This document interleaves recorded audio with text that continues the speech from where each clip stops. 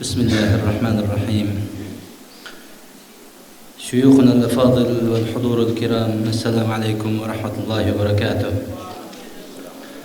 مرة أخرى نرحب بالضيوف الكرام، وعلى بركة الله نبدأ جلسات مؤتمر العالم الإسلامي لنصرة قضية تركستان الشرقية.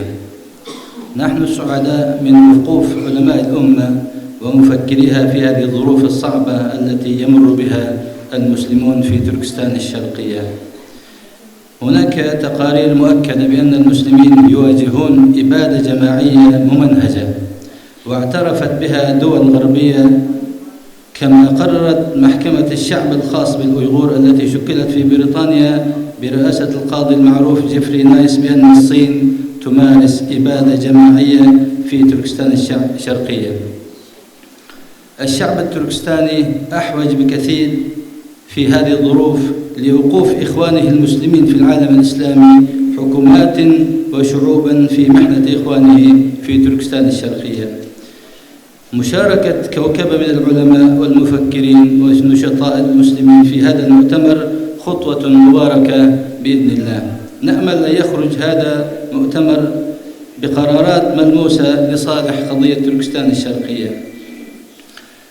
هذا الوضع الآن في تركستان الشرقية حقيقة وضع مؤلم، ولدينا شهود عيان من المعسكرات التي شكلتها الصين، وفيها أكثر من 5 ملايين معتقل. فإن شاء الله اليوم يكون نسمع من شهود عيان ماذا يجري في المعسكرات في تركستان الشرقية.